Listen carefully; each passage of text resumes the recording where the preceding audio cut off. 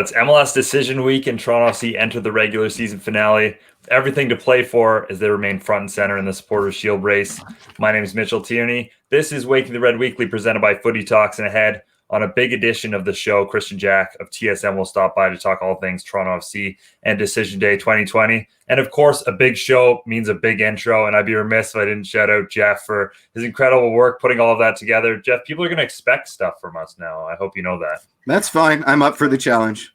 The bar is raised.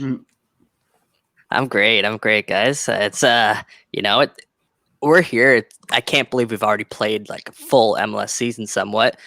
Sorry, Supporters Shield Foundation, but yes, a full MLS season somewhat. And we've made it. The shout out to MLS, shout out to Toronto FC, shout out to everyone involved who's been able to put this together, because it's shaping up to be a very, very exciting week. Mm-hmm. Yeah, well, let's get into it, because with our kickoff segment here, taking you through the biggest news for Toronto FC in 10 minutes or less. It's pretty easy this week. Decision day looms. Toronto FC needing a win or a draw. If they win, they need Philly to draw or lose. If they draw, they need Philly to lose in order to lift their second Supporters Shield.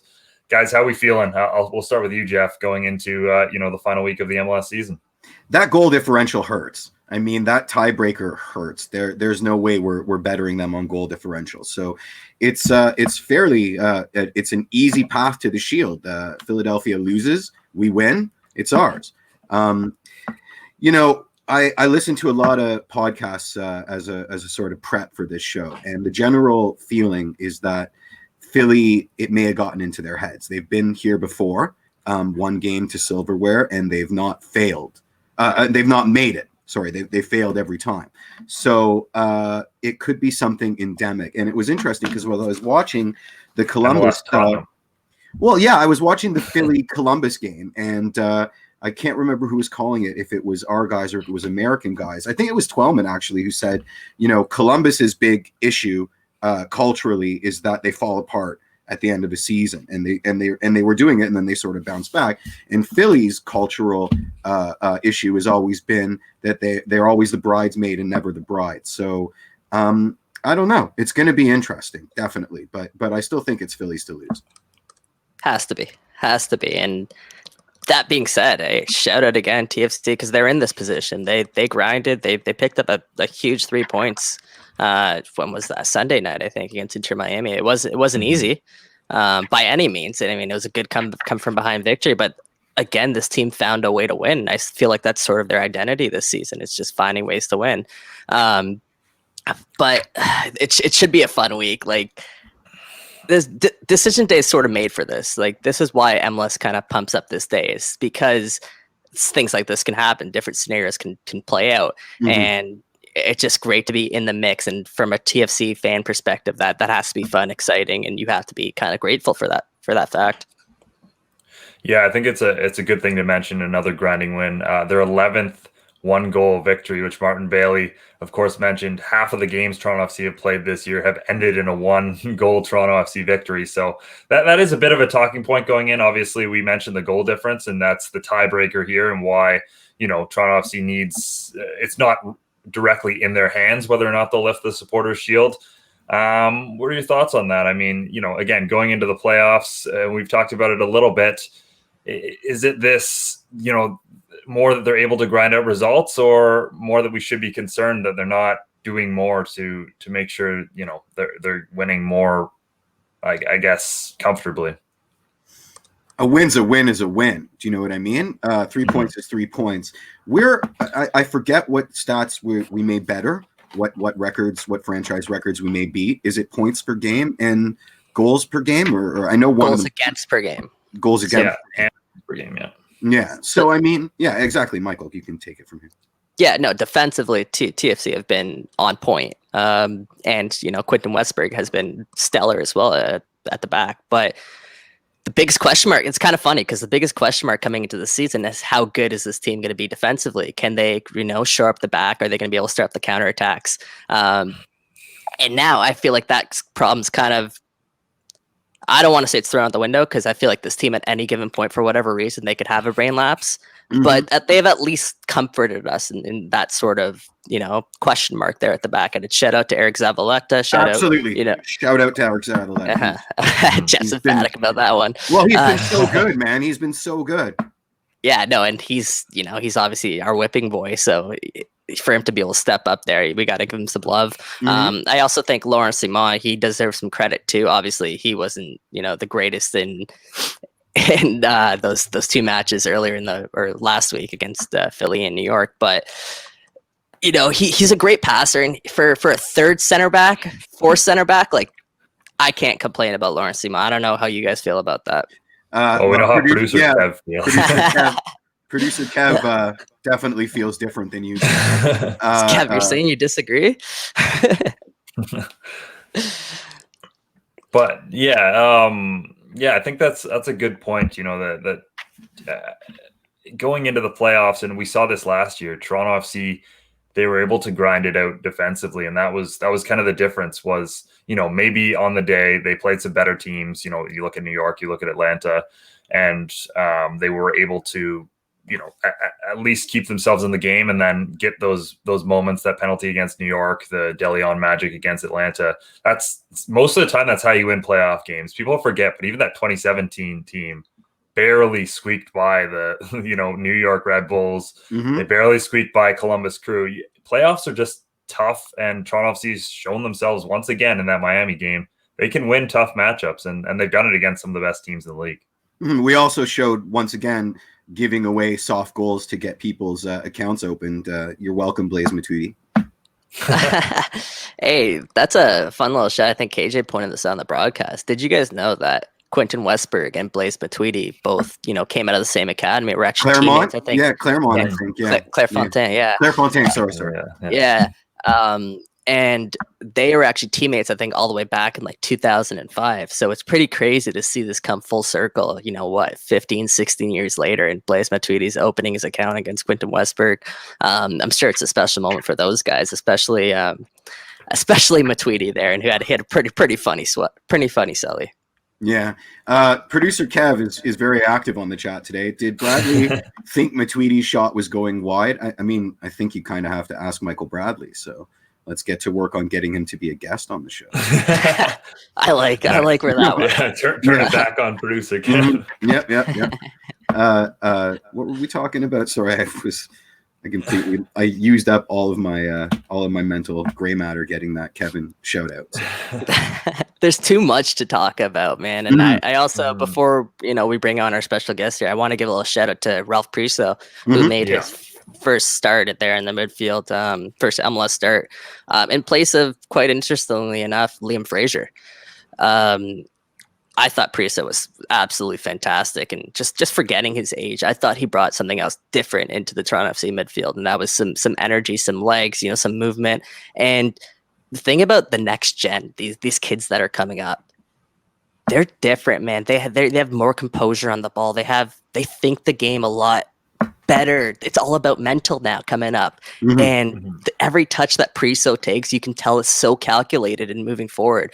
And he's a fun one to watch. And I just think Bradley and Fraser together, they didn't look great. They didn't look like they offered TFC too much energy there in the midfield. And I thought Priso kind of changed that dynamic completely.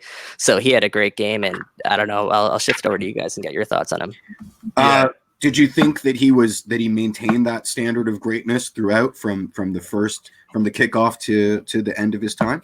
So I actually thought he started off really well, and I thought he kind of eased off a little bit, and then I thought he finished really strong.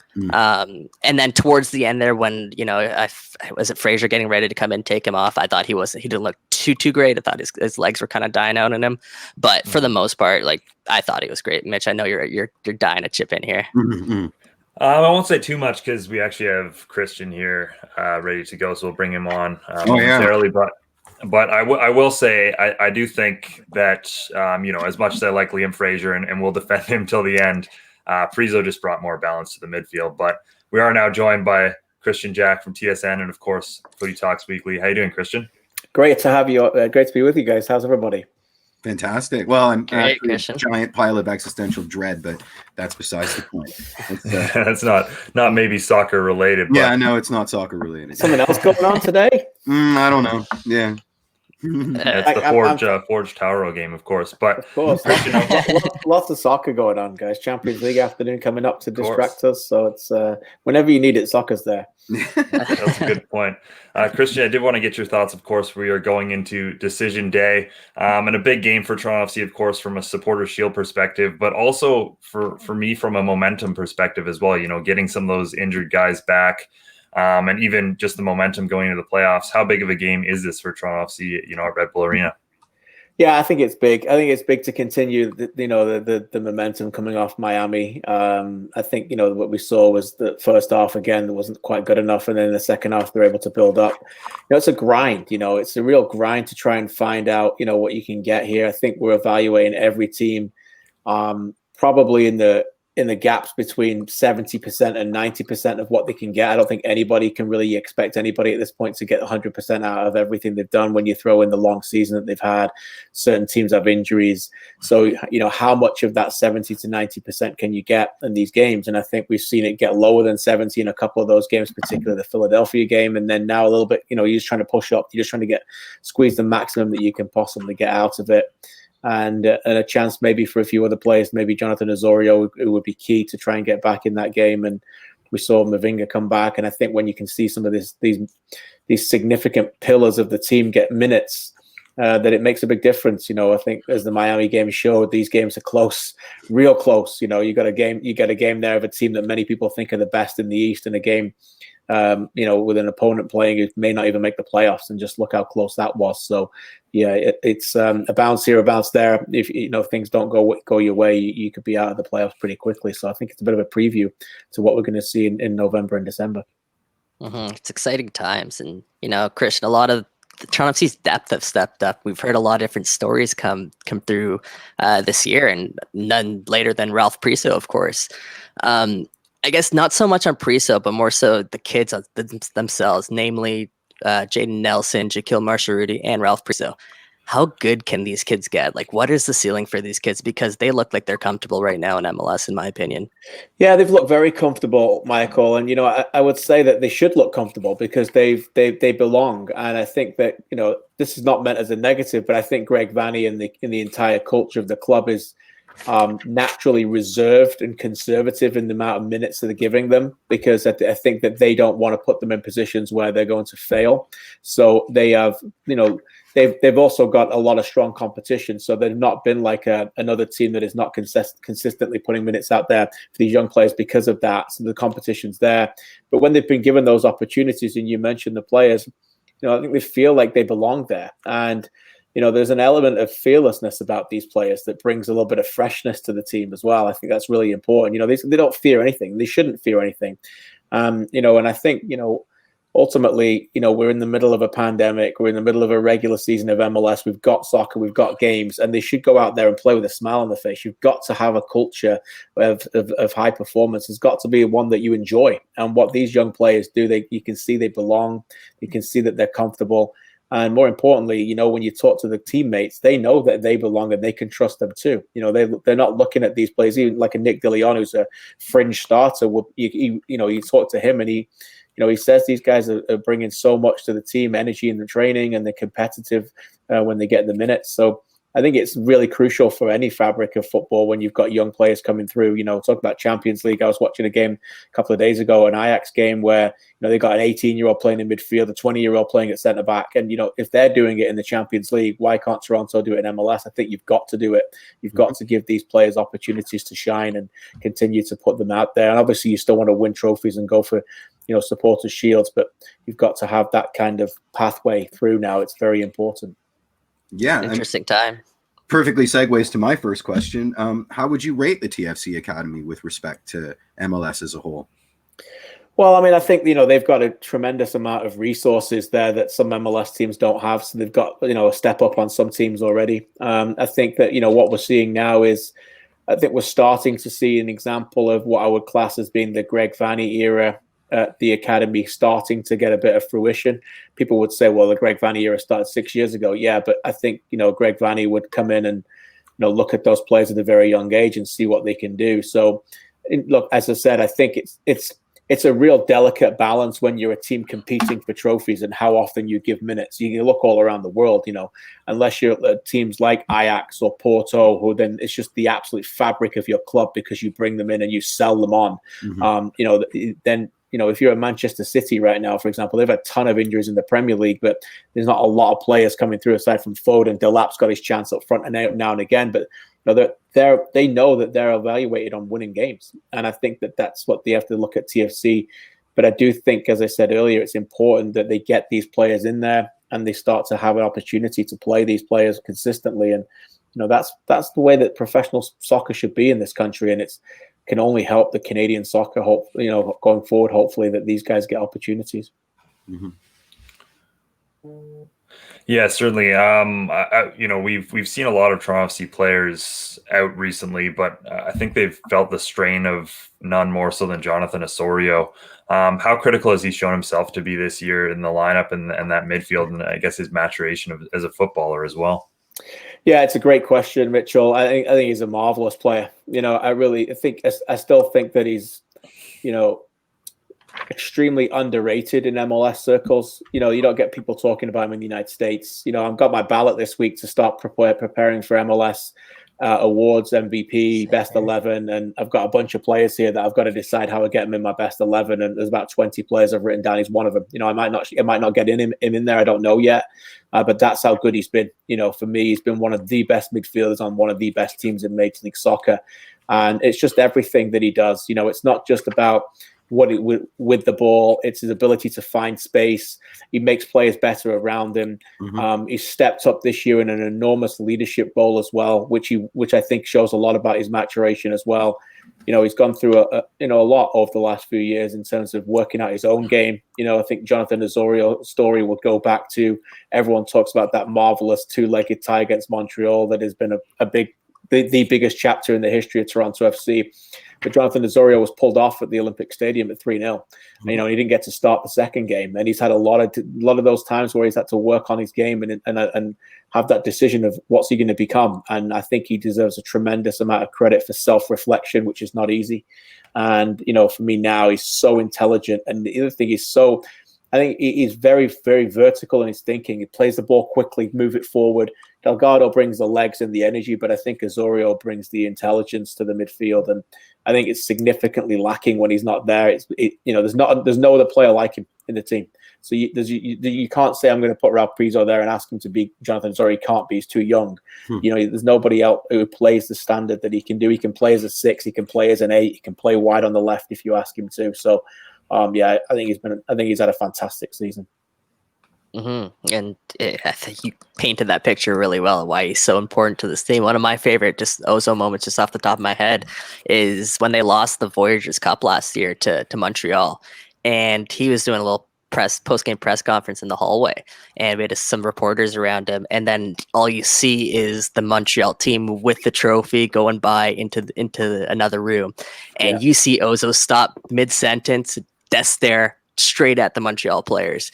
That's just the type of person Osorio is, and that's just the type of energy and culture that he brings to this team off the field. He hates losing, and he wears it on his sleeve, and that's why he was the captain, I guess, this season for a lot of this time for Greg Vanney. And his maturation off the field is just as impressive as it on the field. So I want to highlight that. But another thing I want to talk about, Kristian, with you is, of course, Ayo Akinola and the story that he's been. And I think we don't get these stories a lot, where kids are undecided which country they're going to play for, Canada, USA. Do you have any idea which way Ayo's sort of leaning here and why? I can't. I'm not going to come in with any massive exclusive. I can't pretend to know anything. I know that he feels very much Canadian. I know that invitation went out to the Canadian Soccer Association through his agent at the time. He subsequently changed agents at the time in January about potentially playing for Canada in the Olympic qualifying tournament.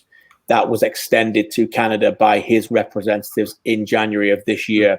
that tells you a lot of what he was feeling at the time. I mean, there's no other way about it. I also know that at the time, nobody was calling Ayo Akinola.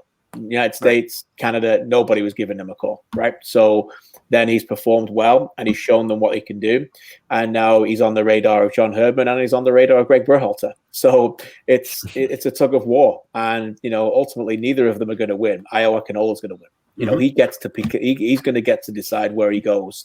And it's a big decision for him. Both John Herdman and Greg Berhalter feel very confident. I know that, speaking to them, I know that they feel confident that they're going to win this.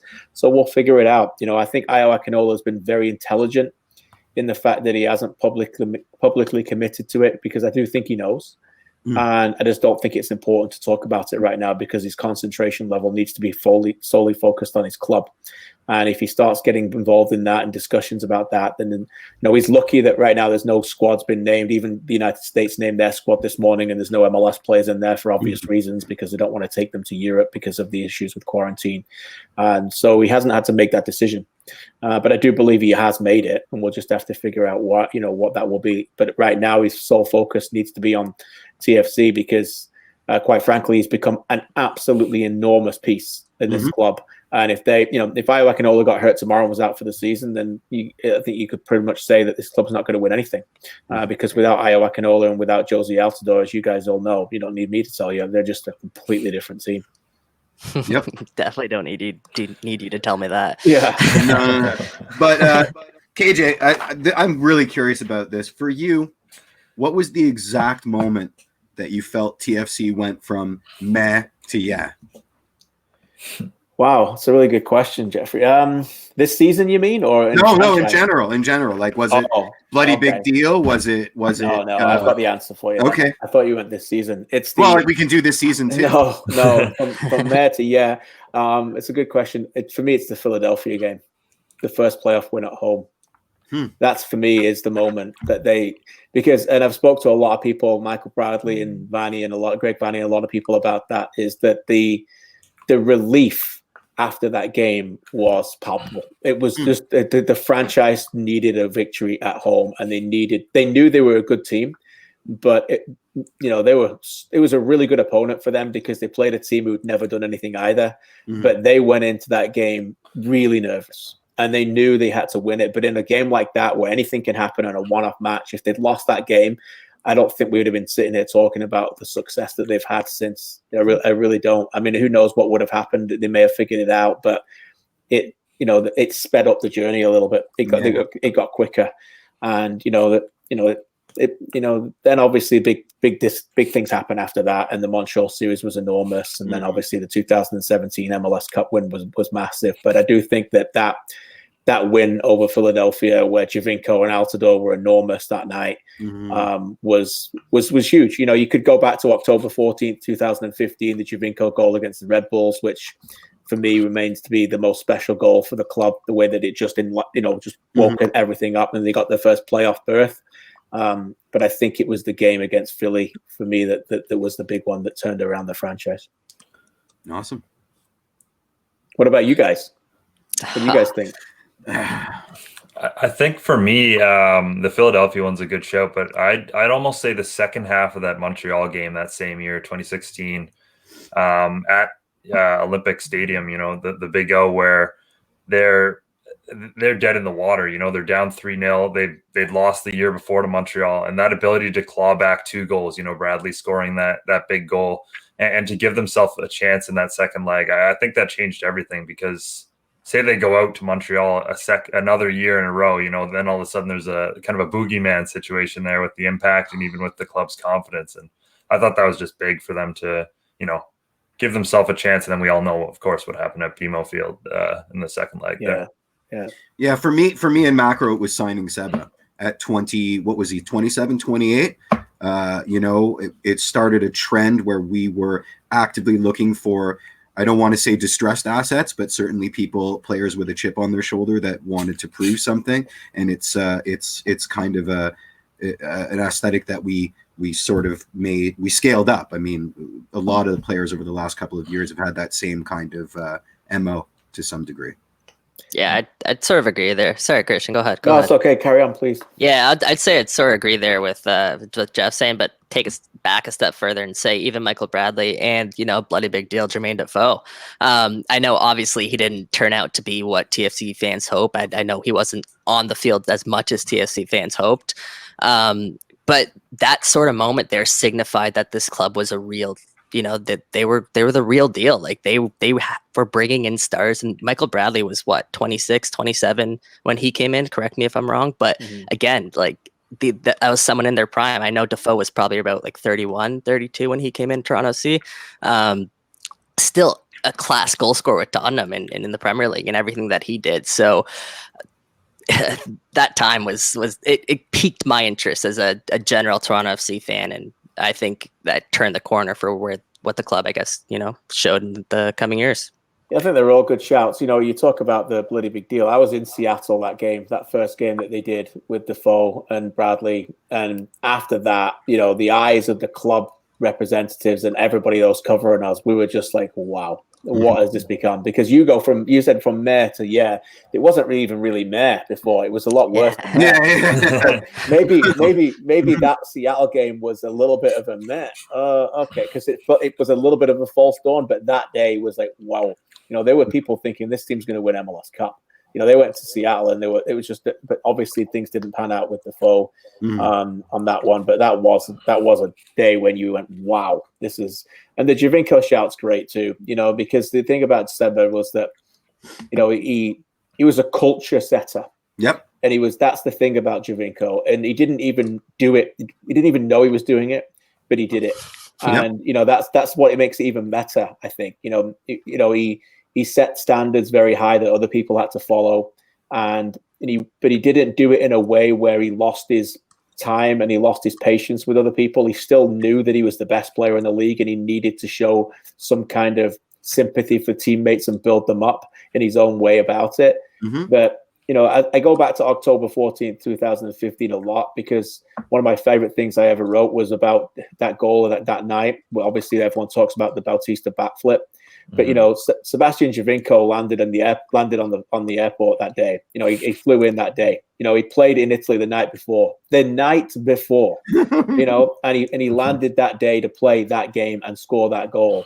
And as I said that night after I wrote it, Toronto FC had spent millions of dollars on DPs who couldn't wait to go back to Europe the moment they got a chance. And here was a DP who couldn't wait to come back from Europe when he didn't even need to make a difference. And that was the culture that he set, and that was the difference, and that's obviously that, Giovinco, I think that's why he goes down as being the biggest signing in club history, undoubtedly for me. We have a question from a friend of mine across the pond, and it's one I wanted to ask. KJ, if England were starting a fresh league from now, what are the best bracket different things they could take from the MLS? Wow. If England was starting a fresh league, what could they take from MLS? Well, I mean, the competitiveness is the fact that, I think the Premier League, the way it is right now, is one that we're all enjoying because it's really unpredictable. I did a show last night, as I do on Monday nights for Sirius, and I was doing some research, but 12 teams in the Premier League this season already have won a game and then followed that game with a loss. And some teams are not even eligible to do that because they haven't won a game yet. So that's, a huge bulk of percentage of teams. And I think we see that in MLS. Some people don't like that. Some people like the Goliaths roaring all the time and having the big teams winning all the time. But I think the unpredictability of MLS can certainly translate to the Premier League. That would be nice. There's a lot of things I think MLS could learn from the Premier League the other way around to try and get it more competitive and bring the value of the games. But I do think that if they were setting up a league tomorrow, they would look at how do you sprinkle the revenue around a little bit more? How do you have that franchise model a little bit more? The unpredictability a bit more. Look, that's never going to happen. It's just not going to, because of what they've created. But I think they could definitely learn from that a little bit. I think that's the main thing for me is probably that. Yeah, and the end of best 11's not just being a whole bunch of forwards and wingers, but an actual side that can play. Can we just stick a fork in that and get it back? Like, the MLS, I follow them on social media, but it's great. But I want to I don't know, I'm not smart enough to do this, but mute words like best 11, just stop this nonsense. Where if you're a centre back and you're getting a best 11, you probably have to score a goal or something. It's always a back three. There's always forwards playing on the wing. There's 5 forwards in the team. It's just What, you guys don't like the bench? You guys don't like the 7 players that they name on the bench as well? I can't say I knew that. Like I said, I paid very little attention to it. But yeah, stop naming 7 strikers in a best 11. Yeah. George, I don't know if we have time to talk about KJ's favorite band cast this episode. Nice. Okay, let's do you still rate Cast as your favorite musical group, and why isn't it Suede and or Paul? Or is Sheffield's finest Wildman the Pump Man? Wow. Yeah, I can't say that my conversations with Wildman extend to music. Maybe that's although Wildman's more of a Lionel Richie man, I think. Oh wow. Yeah. I don't want to see him dancing on the ceiling, but he does a bit more of that. Cast is all down to my first time. People say you never forget your first love. That was I went to see them live, and I was doing a little bit of work then in the newspapers. We got a bit backstage, but it was a small venue in Blackburn, and this was not like going to watch the Verve in the park in Wigan or going to watch Oasis and stuff like that. This was the real small venue, and they just absolutely blew the doors off the place. So for me, that's why it's always them. And yeah, it's great. We're fans. All Change is a great record, man. So nice. I love to talk about guys. Very few people know Cast in Canada, so it's great. Wow. Yeah. I mean, even people that I've worked with who consider themselves music buffs, they don't really know them because they don't think they ever went international too much. But you guys might know more about that than me. Yeah, I mean they were birthed from the Laws, so everybody knows the Laws, right? Yes, of course. Then you just gotta make that quick. Will Dunn asked, and this is another one that's probably an essay answer, but where do you see the MLS in 10 to 20 years time? Where do I see it, or what would I like it to be? Either or. Can we have MLS 1, MLS 2, and MLS 3 with relegation and promotion? That would be be amazing for me. Convince the owners that have spent tens of millions of dollars. I don't know whether I could convince owners they can do what they want, but I would first of all start by saying, don't worry, you're not losing your franchise. I don't want a promotion relegation system like you don't need to have USL teams trying to get it promoted. If you finish bottom in MLS 3, you're not going anywhere, lads. Don't worry about it. If that's what you want to do and you're content with that, then you keep spending your money to finish bottom in MLS 3. That's fine. But for me, that's what I would do. I would love that. I would have a 3-tier league system where you encourage and you have playoffs to get in as well and relegate and promote. And then you also have the teams who win MLS 3 go into a playoff to try and win MLS Cup as well. And they just get a different seeded factor. So at the end of it, there's still a priority for them to chase that as well. That's what I would love to see. I think that it's not about copying the European model. It's just as I've said consistently on a lot of the shows that I've did, and the Supporters Shield argument kind of brought this back up again. For me, it's bringing real value to every game is the key for MLS now. Every game has to matter. We just watched the Premier League game yesterday. Fulham versus West Brom. I thought you were going to talk about me beating Michael's team, but that's fine. Fulham versus West Brom yesterday. And it's it's the beginning of November, and it's a massive 6-pointer, and it means everything for these teams. But relatively speaking, that's not the case here in Major League Soccer. And whether it's a good thing or not, I know this year's different. But DC United, where are they? 13th out of 14 in the East, and they still have a chance to make the playoffs with 1 game to go. Yeah, which is crazy for me. So for me, if you want to bring that competitive value into the league, just stretch the markets a little bit and pull it and get the games going, and that's certainly what I would like to see. I don't know what you guys think, but KJ, you giving that some thought, eh? You had an answer ready.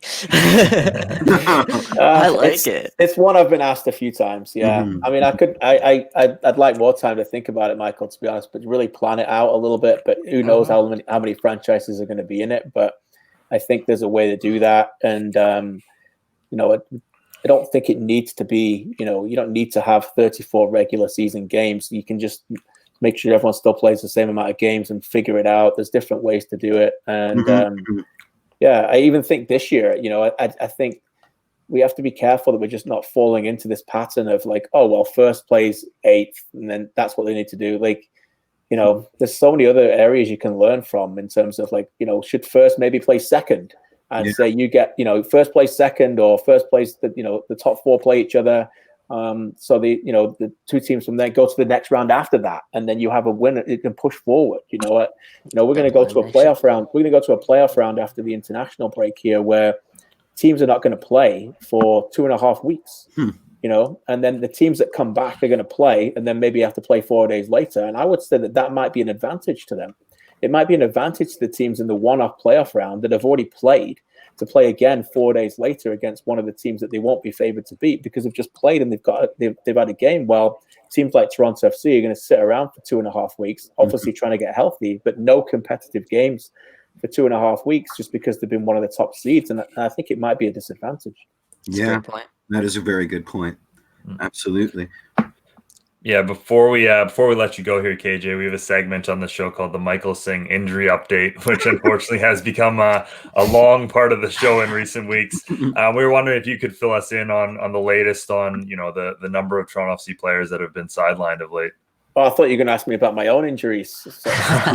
We can do those as well if you want. I need to hear that too. I've got an injury with my ankle at the moment. So you can put me on the injury report, but that's a permanent issue. So, oh, you mean TFC players? Yes. Yeah, I mean, I think Osorio might be trying to be ready for this week. I think that's important that they try and get him back. I don't think Delgado's going to play. I don't think Piatti's going to play. Altidor's not going to play. Who we're missing. Mavinga did play. It's a long list, I suppose. Am I missing anybody else? I think that might be the key ones. I think you covered that. I think the key ones that we're thinking of. Yeah, Delgado, Piatti, and Altidor. I think that their best aim now is to try and play that game, which will be probably in 3 weeks. So yeah. That'll be the first time Josie Altidor kicks a ball or in a game action in what, 2 months? Something like that, right? I mean, Roberto, if he's even going to play his last name, but will we see Josie again in 2020 was a question we just got asked. Well, I think if he's injured, if he's healthy, then you have to have him. Of course, playing. Yeah.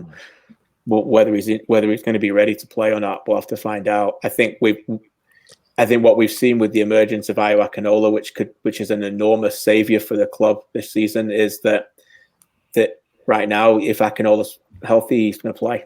Yep. And I don't necessarily think in a playoff game, as much as they've experimented with it, if Altidor's ready to go, I would be surprised if both of them play from the start. That's my take in terms of in a big playoff game where you need to be congested and you need to win that battle and you need to win the midfield battle. Are you really going to play, if they're all available, Piatti, Pozuelo, Altidor, Akinola? I don't think you are. No, I agree. Well, as I mentioned off the top, an exciting week for MLS. Thank you so much, Kristian, for getting us set. Thank you so much, Kristian. Hey, it's always a pleasure, guys. Keep up the great work. These shows are really important. It's love to see the soccer conversation carry on during the week. It's never just about the games. So we appreciate you. Keep it up, and we'll chat soon. Thanks again. Cheers, KJ. Thanks, KJ. Awesome, thanks. Cool. Great stuff from KJ, man. Yeah. About that Akinola there's no chance Josie Altidor starts over Ayo Akinola right now. There's no chance. No. And even them playing together, like I know Vanny did try it when they were healthy, but they honestly didn't look great when they did play together. I think we can think back to Columbus. That's when Josie Altidor got injured, I believe, when he pulled was that against Columbus? It was after Josie Altidor, I think, got injured is when TFC started to make their full-fledged comeback. So again, I don't think you can just go back if Altidor is available, you start them. I think Akinola's earned his spot in this side as the team's starting striker going forward. And even if you do through all of them. Yeah, I love seeing him and my boy Patrick Mullins play together. I thought that was an interesting look. I didn't know what to make of it, man. And Vanny kind of talked about it after, but it's because Miami was playing in sort of 5 at the back, and they're kind of giving TFC that space. So we kind of want to add that extra striker into the mix, and obviously things worked out the way they did. Ayo Akinola brings down that ball from Patrick Mullins and does wonderfully with it. And I kind of want to touch on that goal a little bit before, because I know we do want to talk about a little bit more before we close off here. But just that goal quickly, we've talked about on this show before. Ayo Akinola's size, he's getting that respect. He's not going to get that call against him just because he plays such a physical style, but he plays it within the lines, but within the rules of the game. You don't see his arm extended. You don't see him going out to grab anyone. Like, you just see him kind of easing his way over there before the defender kind of just flops. So all day on that Akinola, and just all day on that goal, man. That goal was fantastic. All he day. Took it on the chest and then volleyed off his first touch off the chest. I mean, I'm a happy pappy with that goal. I have a question, and I heard it mentioned, and I can't remember which podcast, but someone had basically called the Michael playing with Liam Fraser in the same midfield experiment over, and I don't know if we're there yet. We probably are. We might be. It might be over, honestly, because look, well, first off, I think Osorio and Delgado are coming back, and then I don't think you're seeing it again, at least not in a starting capacity. I also think Liam might be done. I don't know. I have a piece coming out shortly on Waking the Red with more on how I think Toronto FC's kind of mismanaged Liam Fraser this year, and there's a lot I could get into on that, and I don't think it's I don't think we have the time. I think we have more important things to get to this week, but I do think, the Bradley Fraser experiment's done. I think rightly so. I think they're just too similar, and they just kind of step on each other's toes a little bit in the midfield. And that's the thing, is that they're too similar. They're both not quick enough. They're both great passers, great touches. They both do great work behind the ball when we don't have the ball. But when we're on the ball, there's just not that option going forward. And for a team that already lacks a number 9 with Akinola out, I mean, that was excruciating to see, because at that point TFC are just kind of shoring up, and they're trying to defend the game as opposed to trying to go out and win it. That being said, if TFC do need to defend a game, I still think I'd love to turn to Fraser and Michael Bradley there in the midfield, because they do bring that sort of assuredness there in their passing and in their ability behind the ball. But I just don't think starting the game like that, I think that's just inviting pressure, and I just think that's not inviting some bad news. It's not breeding success. Absolutely. Yeah. Exactly. Yeah. And I think there's better options now, and especially with Osorio coming back. I'm still not convinced Delgado's coming back, by the way. I still have question marks about that. So keep an eye on that. We'll try to get some more info out of Vanny, but we'll see. Do you think there's any smoke to the fire of the Vanny to LA Galaxy rumors? Wait, what? I didn't even hear that. LA Galaxy is missing a coach. Greg Vanny played most of his MLS career. But are you starting this rumor now? No. It's been bandied around. Okay, there's nothing to that. Yeah. there's nothing to that. All right. I'm 100% confident Vanny's going to re-sign with Toronto FC. It's just, I'm at dotting some I's, crossing some T's. In the last 2 days, I mean, Brian Schmetzer's also contract is up at the end of the year. His name has also been thrown around as a potential LA Galaxy coach. So is Keener. They want to bring him back as a coach. I saw Keen, yeah. It's going to be John Herdman. But no, I don't. I think Vanny would honestly be silly to leave Toronto FC at this moment for the LA Galaxy, who are a club just not in a great way right now. It's a mute conversation. I don't even usually where there's smoke, there's fire, and certainly 5-10 years ago, LA Galaxy is a marquee club. They're not now, but 5-10 years ago, Toronto FC is a marquee club in MLS. Yeah. Well, that's what I'm saying. 5-10 years ago, it was a little bit different, but that's fair. With that being said, we did all laugh when they said Bezbachenko to Columbus. I know that wasn't a lateral move like this would be, but we did all laugh at that, and then all of a sudden he was with the Columbus crew. But I do think this is. I remember laughing about Seba at Al Hilal until he was on a plane. So okay, but hold on. Did Seba both come out and say that they're going to resign, and they're going to resign? Has Ali Curtis come out, or the GM at the time had to come out and said that they're going to resign? Is Bill Mayonnaise come on publicly saying that they're very close? Like this is a mute conversation. Vanny's re-upping in Toronto. I think he's said he's where he wants to be. his family's here. He has four kids. It's just it's not yeah, happening. it's not Okay. happening. Okay.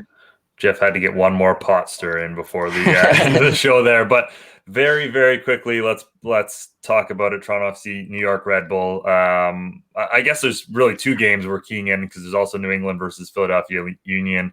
Two things stand out. Union have not lost at home yet this season, where they will be playing New England Revolution. Revolution not in bad form though, and they also, as far as I know, they're towards the bottom of that automatic playoff spot position, so they're going to want to win that game just to make sure they don't have to drop into those play-in games. Red Bulls have not been great lately. 2 wins in their last 8 games. Of course, they drew Toronto FC with that screamer from young Caden Clark. But what are you guys' thoughts on decision day and how it shapes up for Toronto FC? Red Bull's always a dicey proposition. Yeah, Red Bull's final day of the season. Always. Yeah. Always. Just has to be a way too. I saw that when they first dropped the year. I'm like, this is not going to be good. Something about it, man. Yeah. So I mean, Red Bulls, it's chaos. And how do you predict chaos? You just sort of hold on to your chair and enjoy the ride. And I think that's sort of what 3:30 p.m. Sunday. It's change up, man. We've been used to some night games. We're gonna have to change our routines, change things up. Hey, maybe they'll bring some positive mojo to TFC. Maybe they'll bring some negative mojo to Philadelphia. That's what we're hoping for, right? The Philly game at the same time, or is it every game's at the same time that day? Of course, it's decision day. Decision day, JPN. I forgot about that one very important factor of decision day. That's going to be wild. 3:30 Sunday. That's going to be wild, Styles. Knock on all the wood, right? Let's hope TFC get the win, Philly sputter out, and we're lifting a manhole cover. There you go. As we've said, huge week ahead for Toronto FC. So great to have Kristian Jack on. I mean, that was an awesome discussion. Every time I listen to that guy, I learn something new, and today was definitely no different. Again, huge shout out to Jeff for the new intro. That was awesome. Huge shout out to Michael for being the star of the new intro. Got you guys there. And of course, thanks to Kevin and Sophia for everything they've been doing behind the scenes. I think this show just keeps getting better week in, week out. So hopefully we're peaking at the right time, and hopefully so is Toronto FC. So as always, thanks so much for watching, listening, and interacting. Till next Tuesday. Namaste. Cheers.